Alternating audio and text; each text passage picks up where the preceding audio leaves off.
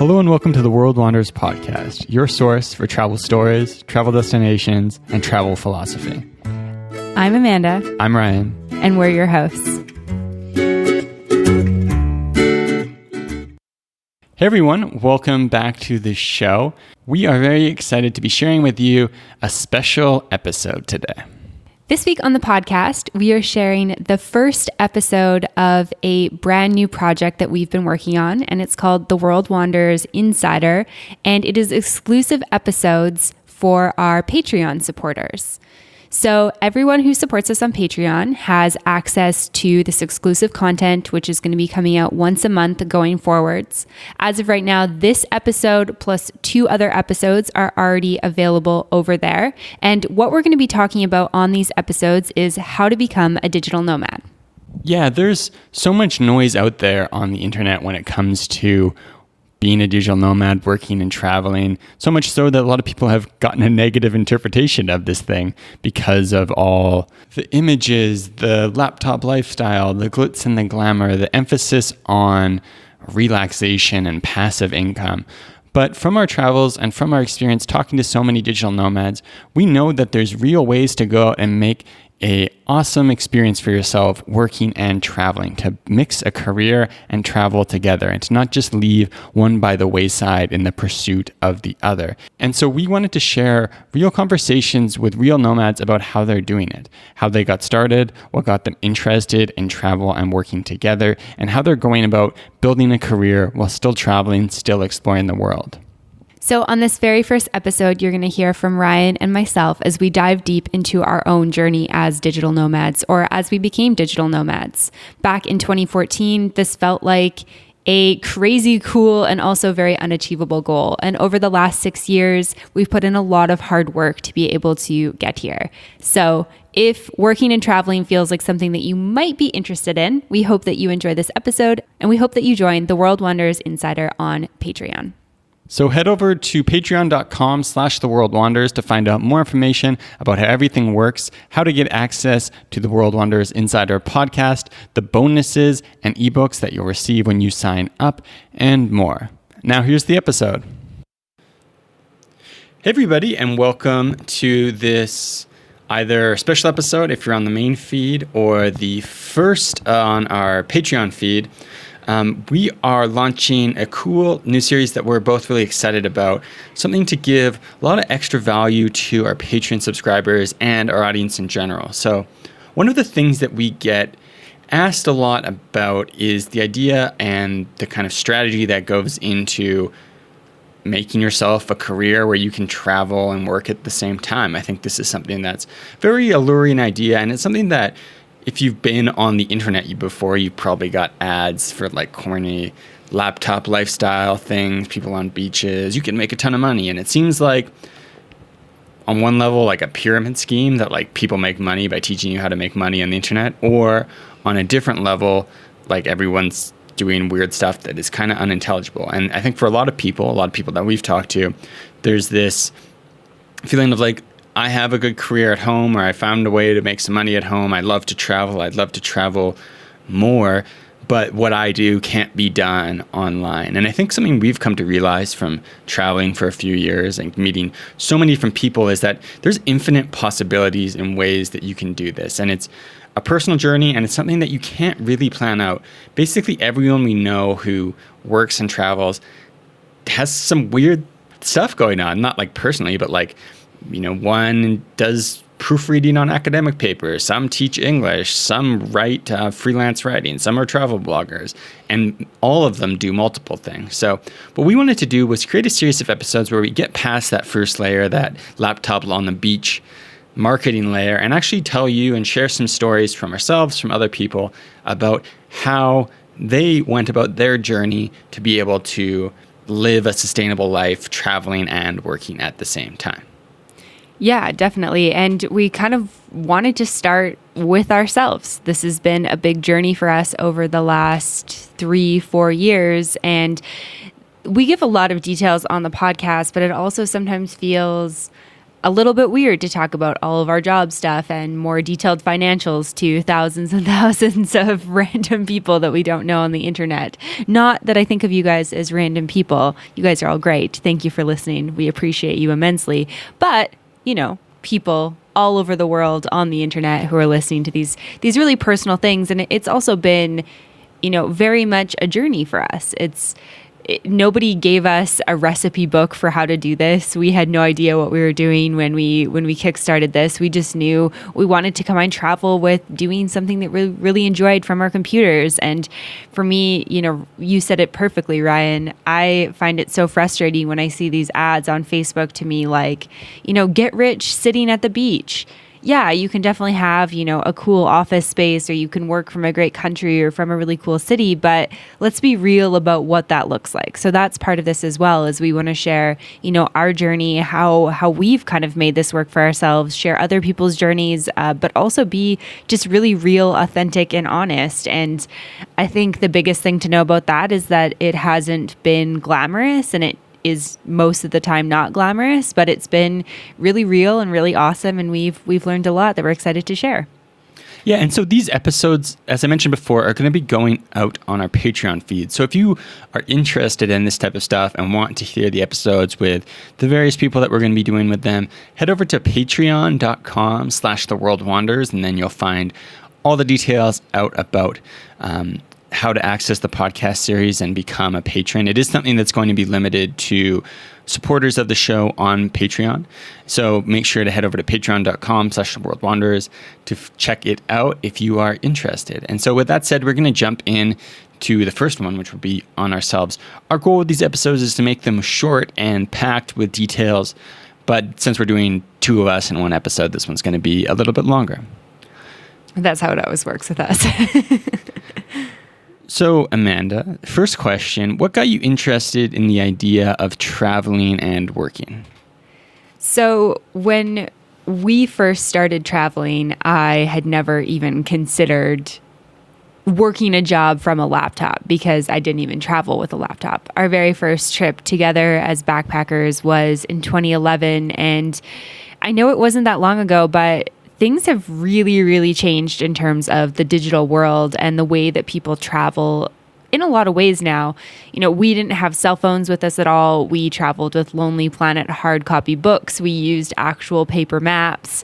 And I think you had like an iPod, some iPod that allowed you to do emails, and I had an iPad, and that's what we would watch, TV programs on and send emails and do things on. Like, we really didn't have that much connection to the digital world, to the online space.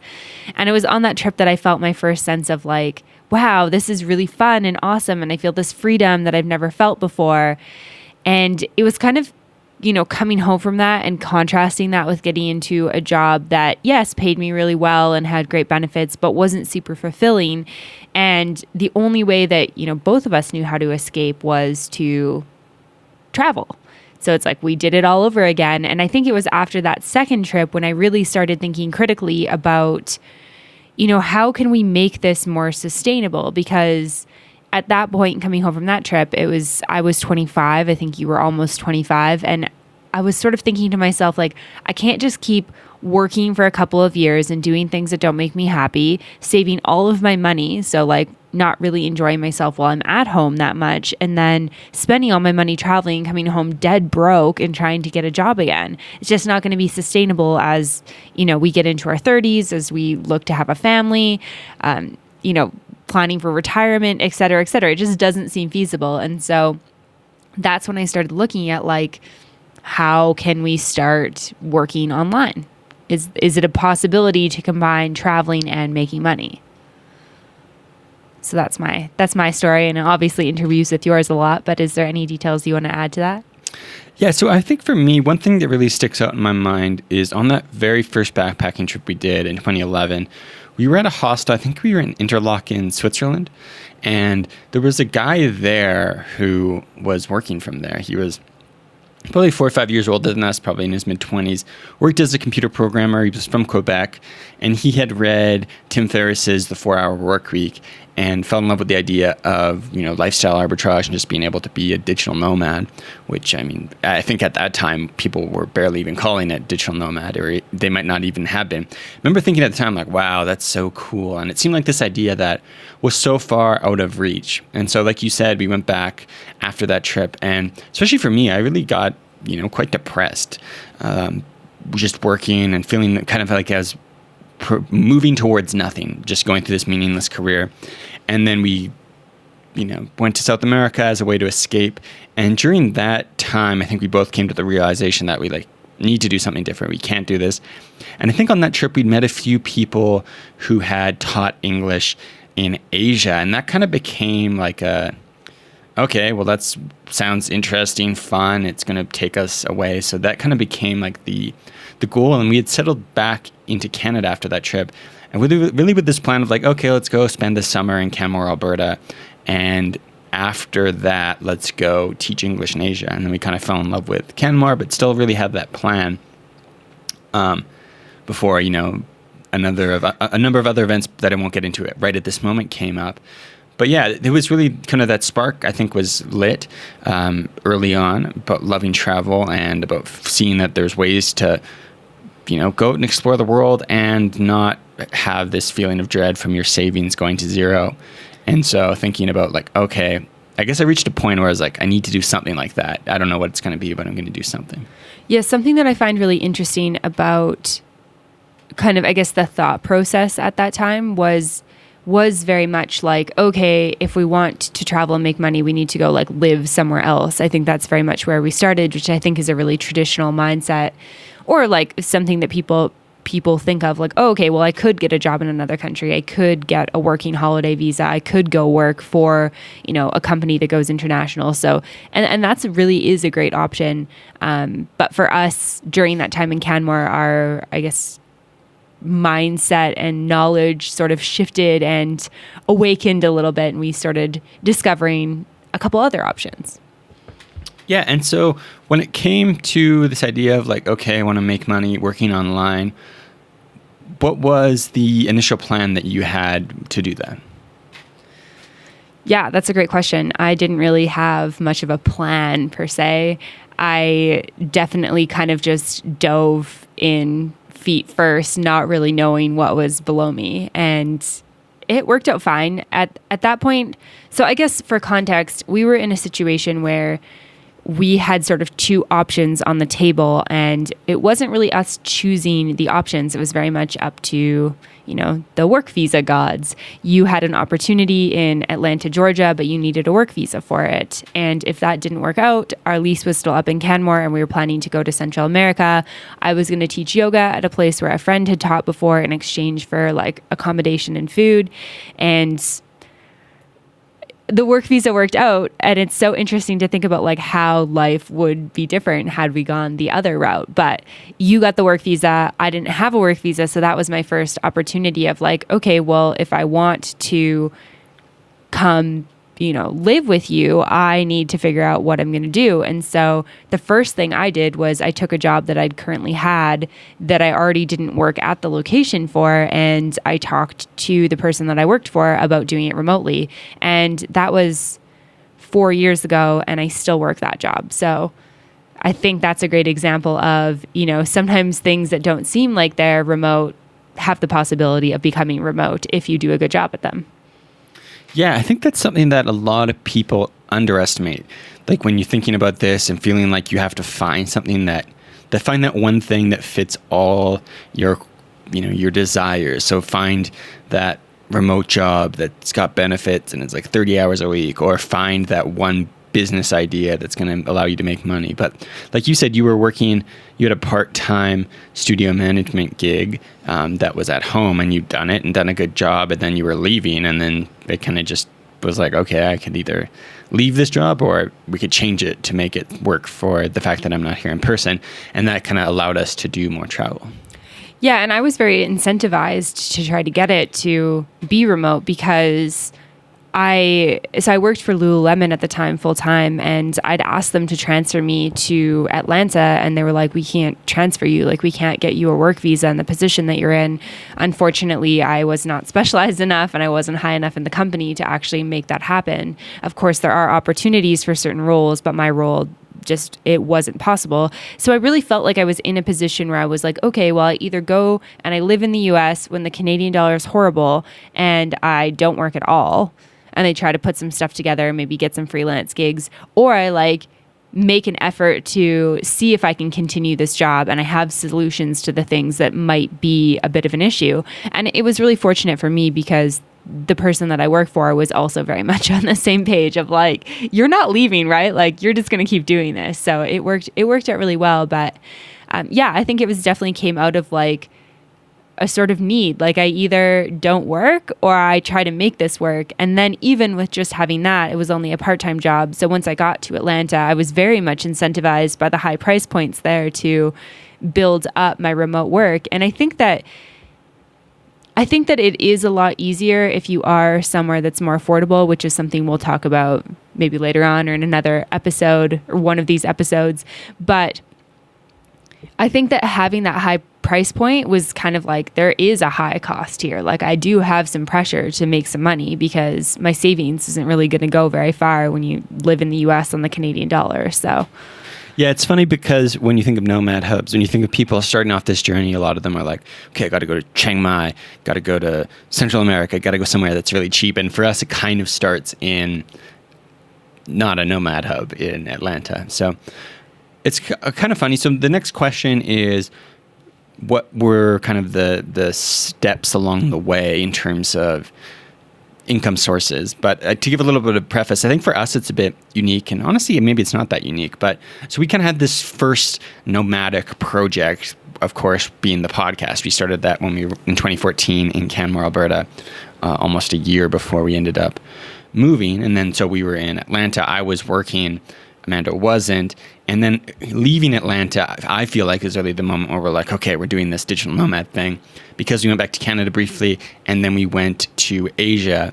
And that really for me was that point of like, okay, now I've got to figure out other ways to make money. But for you, what were kind of the steps along the way in terms of gigs, and how long did it take before you were actually like sustainable with income over needing to rely on savings? yeah, absolutely. So it was kind of interesting because I had always felt like I would really like working remotely, and I always felt like working and traveling would be really awesome. And I really like being my own boss and setting my own schedule. There's certain things about like the work world that just never really suited me. And it was really cool to have the experience in Atlanta where like you were working full time, I wasn't, to kind of experiment with that. And then you finished up that job and it was like, okay, well, we both have this opportunity for freedom now. And I think a lot of things kind of just happened a little bit. And obviously things don't just get like handed to you. You do the work on the back end. But for me, it was like, okay, so we have the World Wanders. I'm doing this part-time studio gig. For the World Wanders, it was looking at how can we get more sponsorships. We started Patreon. How can we make more money with this thing? Yeah, and just to interject, so for everyone listening, we started the World Wanders in August of 2014, and we signed our first sponsor in, it got to be like March or April of 2016. Was it? Yeah. So it was right before we left for Asia was when, and for us, like there's opportunities to do things before that, but for us, like the numbers just didn't make it really worth it, and we weren't reliant upon it. So I had a couple opportunities for like helping people learn how to podcast, which would technically have been monetizing the podcast, but really started making money directly from it almost 2 years after starting. Yeah, and I think that just from having another podcast now, which I'll talk about in a second, I do find that sponsorships on podcasts is a much more like known form of advertising. Like I think it's something that companies talk about in their advertising budgeting meetings.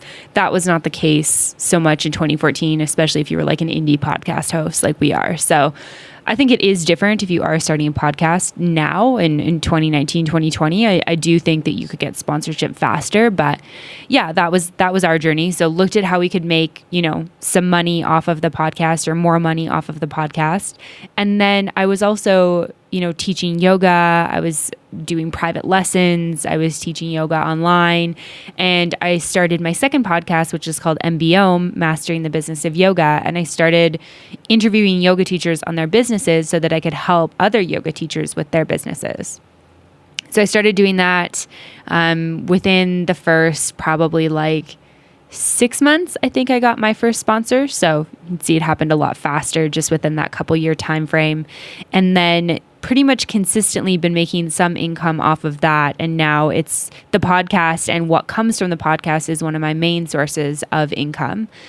And then from there, you finished up your job and we both got offered a consulting position with a company called Praxis, which is something that I've done remotely for 3.5 years now. And yeah, that was basically kind of all the stuff that we took with us, or I took with me, to Asia. And it was really nice going from, 10 months in the US back to 3 or 4 months in Canada. So basically first year of quote unquote digital nomad life is in 2 of the most expensive countries that you could choose to base yourself in. And then we went over to Asia, and it was this fresh breath of air where it's okay, there's some more time for the creation stage and the growth stage here, because money goes a lot further. So it was very relieving to get over there, because in all honesty, I was doing a lot of stuff, but I wasn't making that much money at that point. Yeah. So I guess if we freeze frame kind of at the start, arriving in Asia, which is kind of in one point of view, the start. So we had the World Wanderers podcast together, which is bringing in a little bit of income and had definitely some more potential there. You had your yoga business podcast, which had a bit going on, and you had a part-time studio management gig, and you had a new kind of coaching consulting gig. Yes. So already at that point, 4. Were you at that point, because of the cost of living in Asia, making enough money to balance out the cost of living in Asia? In Asia, yes. Yeah.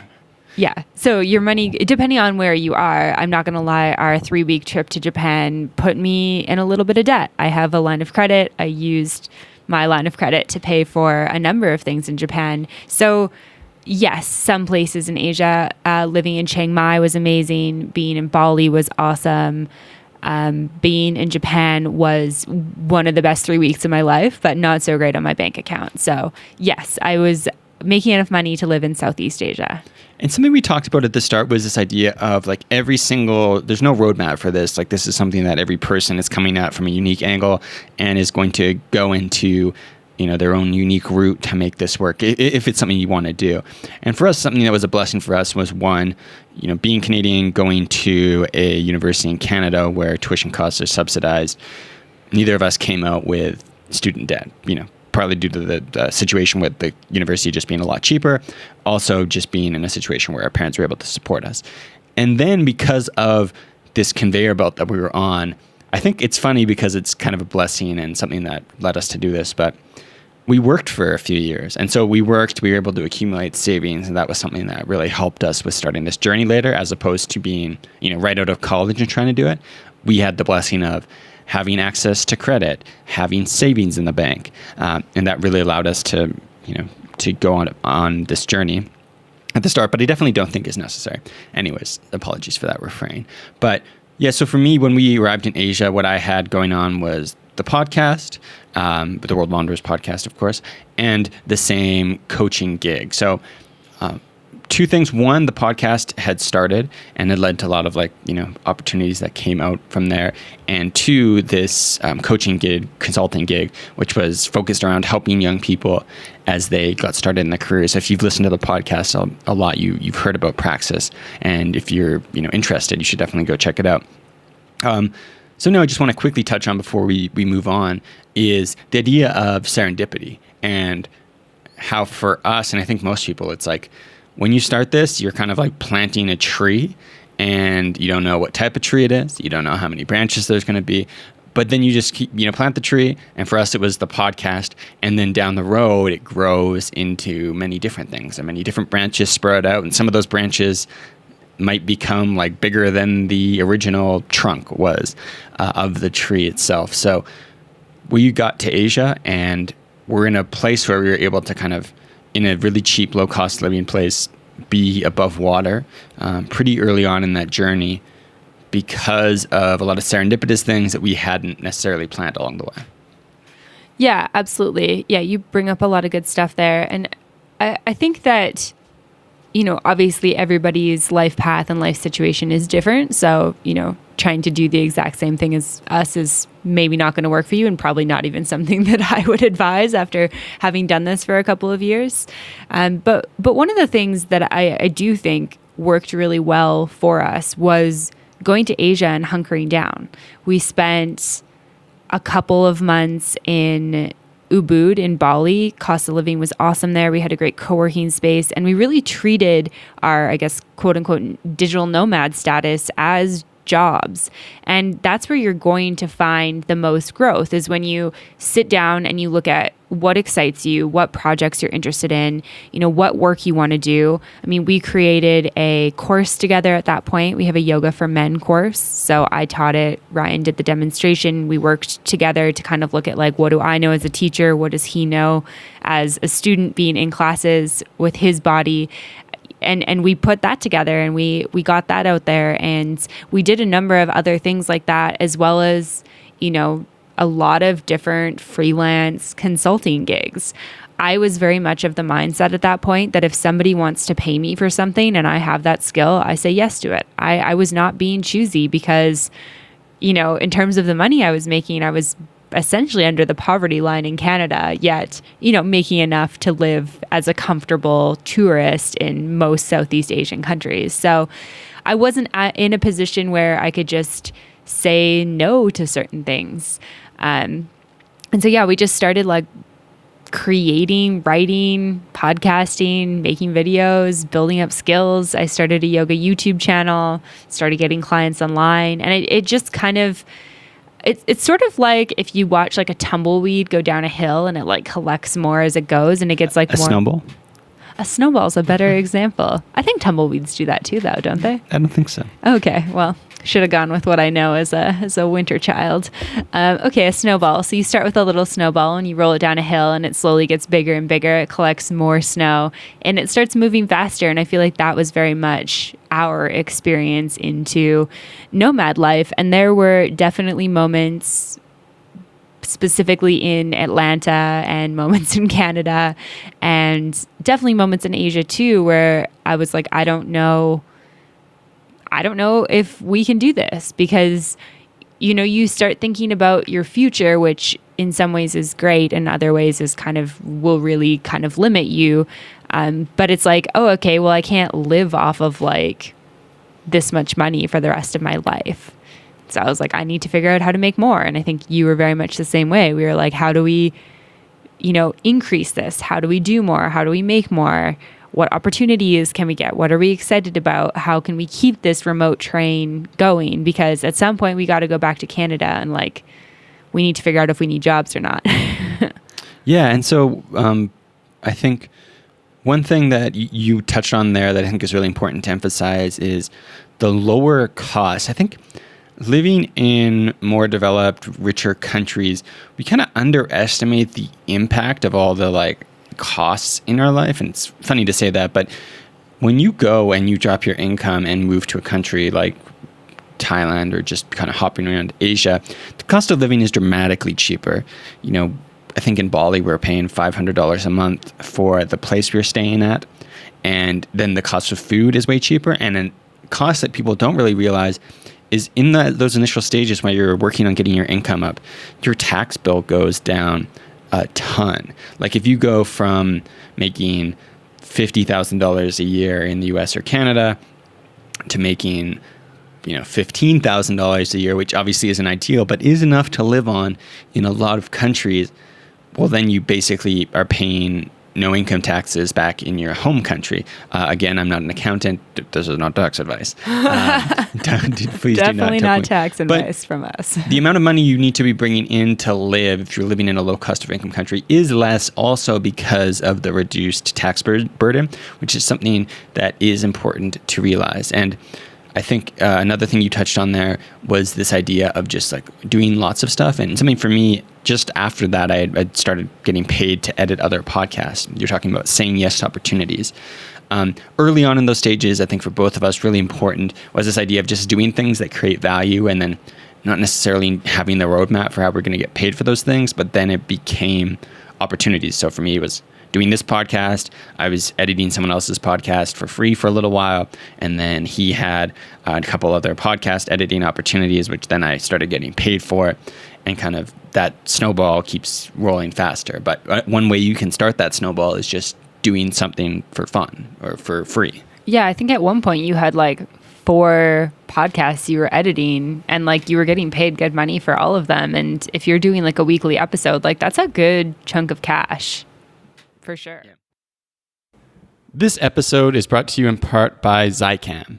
When you're traveling, moving from climate to climate, changing temperatures and changing interaction with all sorts of different bugs and food and germs, you can often catch a cold. Trust Zicam to knock out a cold at the first sneeze of the season. Other cold medicines only mask symptoms, but Zicam is homeopathic and clinically proven to shorten colds when taken at the first sign. Find Zicam cold remedy products from rapid melts to elderberry medicated fruit drops at all major retailers, including Walmart. Zicam cold remedy products are safe and effective. Visit Zicam.com/Wanderers to receive a $2 coupon on your next Zicam purchase. Don't forget to pack Zicam for your next travels. Head to Zicam.com/Wanderers to receive a $2 coupon on your next purchase. Yeah. And so when it came to that kind of in the early stages, what was the hardest part of being a nomad? Whether that was kind of the actual like work part of it or something more psychological or something travel related. What was the hardest part of being a nomad then? And now that we are, 2 years later, what's the hardest part of it now?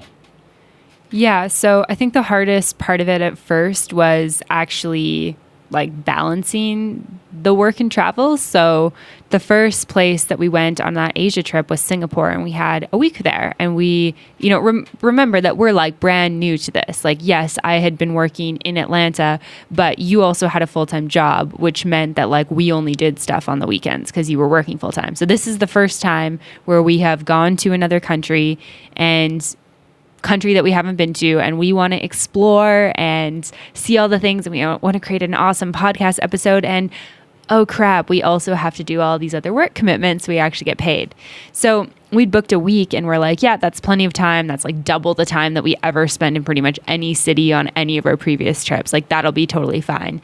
And I think we realized really, really quickly on that traveling fast when you're trying to balance work as well is really hard. It's super exhausting. It makes you kind of resentful to one or the other. Like it's like you wake up and you have this like, it's like somebody's pulling one arm and then also the other arm. It's like, gotta do my work, gotta go explore, gotta do my work, gotta go explore, gotta do my work, gotta go explore. And so one of the things that I found challenging was just that I genuinely love to travel. I could spend all of my days just exploring things and doing that. But unfortunately, that's not what pays me enough money to survive in any country in the world, not just in somewhere that's cheap. So finding that balance was really important. And I think now I almost have the exact opposite problem, which is such a blessing. Last year was the first year that I made more money, like significantly more money than I ever made working in corporate, which was amazing and felt awesome because I spent my year all over the place and doing all sorts of cool stuff that I love to do. But with that comes like the responsibility of working pretty much full time. So when I say that it's not glamorous, it really isn't glamorous. We spend most of our days working. It's not necessarily a standard like 8:30 to 4:30 or a standard 9 to 5, but there's definitely, those hours are put in at some point during the week, during the days. And I think now we tend to spend longer periods of time in places, at least a month is kind of like what we like to do in big work periods. And I think that, we have to like sit down and make a bucket list for what we want to do, because it's so easy to get caught in this like day-to-day routine of like, we get up, we get our coffee, we go to the co-working space, we go to the gym, we come home, we make dinner, we watch TV, we go to bed. Well, it's like, well, why are you in Mexico if you're going to do that? Like we want to get out and explore and practice Spanish and engage with the culture. So I think it's really switched the other direction, where it's like, it's not that I don't want to do those things. It's just that when you work all day, you get tired. I mean, you guys know, if you have full-time jobs, like sometimes you just want to go home and sleep. You don't want to like go on a big adventure after you've worked all day. So I would say that was the biggest challenge, and now that is my biggest challenge. Awesome. So let's do a quick timeline from that point early on until now in terms of like jobs and opportunities. So I'll quickly run through from my side. So I was doing podcast editing, The World Wanderers. We had made a course, and I was doing a consulting coaching job. So over the course of that next year, basically, everything kind of expanded. But then what really changed was in the next summer, so after we'd returned home from Asia, we're planning our next step, which was going to be heading down to Latin America, had that consulting coaching opportunity really expand in terms of the time commitment, and it became something that I needed to focus on, every week in almost like a full-time fashion. So, I went from someone who's kind of more like an entrepreneurial nomad to more of like a remote working nomad, and did that for almost 2 years, until quite recently, where I've kind of like almost gone back in point where I'm like starting again, and having to kind of go back to some things I was doing before and just be a lot more entrepreneurial about it. But how about for you? Yeah, so we've covered my timeline a little bit, but basically it was World Wonders, yoga studio management, teaching yoga, building yoga courses online, launching a yoga podcast. And then I was just thinking about it. Every summer when we go home, I always take on more work. So I always am like, oh, my summer is going to be so chill. And then I go home and I always have opportunities, and they're always different. So the first summer we went home after Atlanta, I worked for Lululemon again, and I taught yoga. So then that kind of stopped, went to Asia, started a YouTube channel, built up more courses, continued to work on the podcast. I had that consulting gig as well. I started doing some web design along the way. I'd done like all of my own web design. I redid my own personal website and started building up my brands. And then I covered a mat leave at the studio that I already worked for the next summer when we came home. So I was crazy busy teaching yoga again. And then we left for Mexico, and I did another couple web design projects, and I got another studio management gig, more like digital marketing, for a studio that's in a completely different location. And then we came home from Mexico. I worked at my friend's cafe a little bit on top of teaching yoga and everything else that I do. And then everything kind of remained the same over last year. And I wasn't looking to add on because I did another yoga training, which added like 25 hours of like education to my week, which was pretty insane. And then this past summer, it was a ton of teaching, a ton of studio management stuff, my other studio management gig, plus the 2 podcasts, which are like doing super, super well, which is amazing. And then also doing the consulting job, which I still have. So I don't know if that makes sense to anyone who's not me, but I'm kind of like one of those people at the circus that holds those sticks with the plates that are spinning on top of it. And there's like a lot of them that are spinning. And sometimes it feels like they're all going to crash on top of my head. But most of the time I feel in control. So that's kind of like my timeline. It's been a lot of like working when I can, getting gigs when I can. And I've said yes to lots of things. Like I helped like a friend launch a yoga YouTube channel in Italian, and she paid me to do all the video editing for that. And I've done lots of website stuff and lots of like freelance yoga teacher business stuff and coaching and consulting and that type of thing. Yeah, and just to emphasize, I think something that's been important for both of us that I've kind of already emphasized in this episode and talked about another of other times, but the idea of just like starting and creating things yourself leads to so much opportunities. And I think it's really important if you want to do this, not only for the fact of like finding a way to make money when you're traveling, But traveling isn't the be all end all. I think something about this life that's really valuable for us is just the self-direction, the entrepreneurial side of it is really important to us. I think we both, even if we could just do this traveling, yeah, of course there's things we're working on improving, but it's going to make us happy, but it's not going to be as fulfilling because it doesn't involve all these other components of life. And so making a podcast, starting a YouTube channel, starting a blog, doing something where you can show people a skill you have, whether it's, making videos, recording audio, that type of stuff. There's so many different ways you could do it. Leads to opportunities that you could never expect. And so anyone doing this, I would really recommend, finding that thing. Maybe you're a photographer and you can find a way to apply that. But getting out of your comfort zone, creating something and showing it off to the world will lead to all sorts of cool stuff you wouldn't expect. Yeah, absolutely. I forgot too that I taught English to Chinese kids in there as well, which is a really awesome way to make money as a nomad. Yeah, and it's something that I am currently doing as well, and something that we might talk about a little bit later in the episode. And so kind of as we're moving to the end of this episode, if you were starting fresh today, so, let's say you have a full-time job, but not, some savings, but not a ton of savings, what would be your plan to start again as a nomad? That's a tough question. So I think that in terms of the work stuff, I and you have done a lot of things right. I think saying yes, looking for opportunities on platforms, building up an online brand. So when somebody thinks like, oh, you want to start a podcast, but you don't know how to, like, oh, I know some people who do. Like sharing online has been a huge part of getting referrals, word of mouth, getting gigs, people learning about like who we are and what we do. I think that all of that was done really right. I think that if I was doing it over again, I probably wouldn't spend the first year of nomadic life in US and Canada. I mean, honestly, I don't even know that I would go to Asia, because Asia was a little stressful because we had to move around quite a bit because of the visa situations. We're super blessed, obviously, to be Canadian. We can travel almost anywhere, but there are limitations. You could kind of hop back and forth between Bali and Thailand quite a bit, but you do have limits on how long you can stay. I feel like one of the best things that we did, which was kind of forced by your work situation at the time, was we came to Mexico City and we got an apartment for 6 months. And in total with our Airbnbs, I think we spent 7.5 months there. We got a co-working space. And that was the most growth I saw in my business, in the work that I do, was actually treating the work I do like work.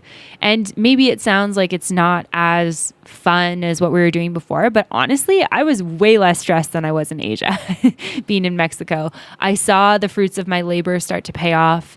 I felt like I was actually being productive. It wasn't just like, oh, we've got this tour today, but I also got to do this thing. So let me do this thing quickly and then do this tour and then write this blog post later. And then like, whoa, I'm really tired from doing all this stuff. It was more like I could get control over my work and over my life. And we still did some really awesome travel while we were in Mexico. And one of the best things about being in Mexico as a Canadian, which is same for Americans, is that we have 6 months here. So all we had to do was take one trip, which, duh, of course we wanted to do that. We went to Panama for 10 days and then we came back and we continued our life on. And I think that if I was to do this over again, I would pick a base. I would pick a base that let me stay long enough for, at least 1 month, but probably more like 3 to 6 months to a year. And I would just like hunker down and start building stuff up.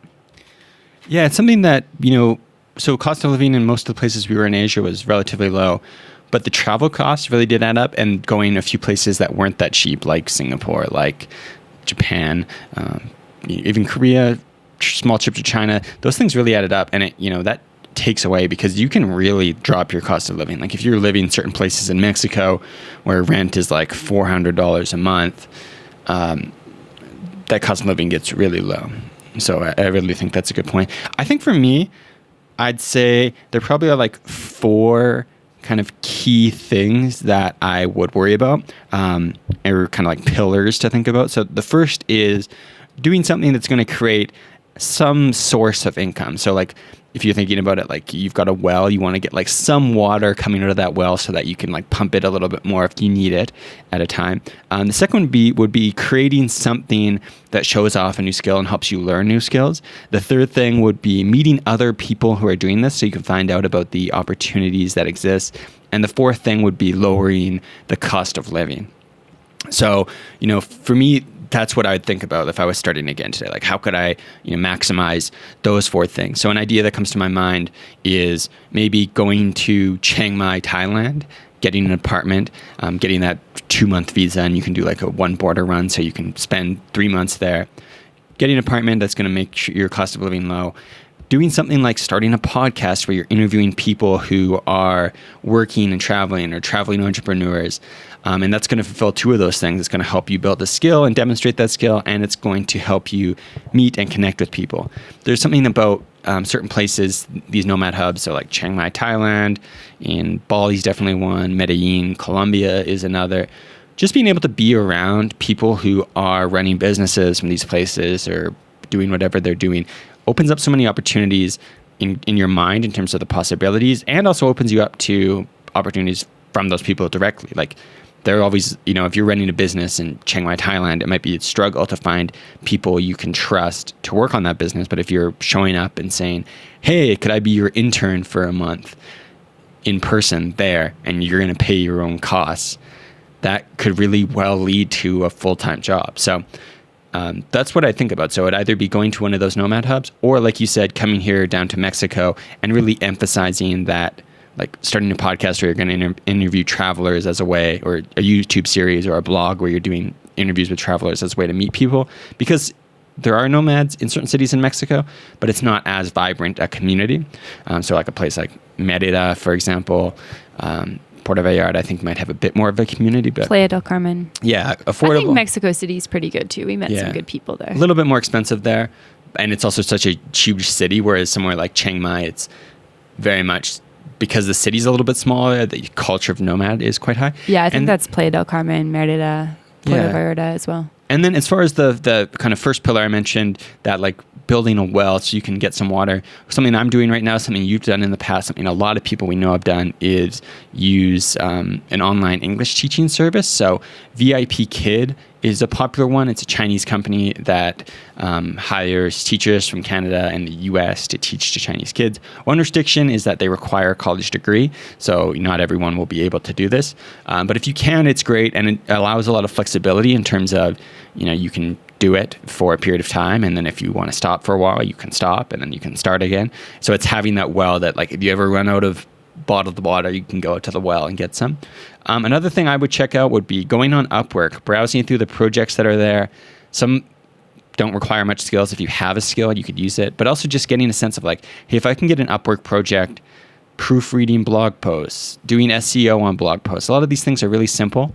And people are hiring people who may not have great English skills. So if you have great English skills and are willing to invest a little bit of time in doing projects that definitely are not going to be lucrative, but you can build up some good reviews, then that's something you can always come back to. So it would be, teaching English or using Upwork, but getting some small source of income coming, creating a YouTube channel or a podcast where I interview people, and moving somewhere like Mexico or Thailand where the cost of living would be low. But that would be my plan. So awesome.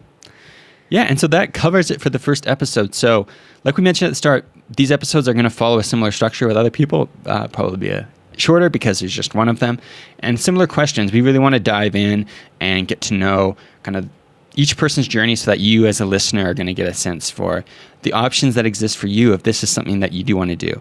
And so we would love to hear from you guys. If you were interviewing nomads, what would be the questions you want to hear? If there's something that we're not touching on, let us know. And like we mentioned at the start, you can head to patreon.com/theworldwanderers to get access to all the future upcoming episodes. Yeah, thanks for listening. Ciao. All right, we hope that you enjoyed that first edition of the World Wanderers Insider episode. If you are interested in more episodes with ourselves and other real-life digital nomads who are working and traveling around the world sustainably, head on over to patreon.com/The World Wanders to get access to all exclusive insider content. Thanks for listening.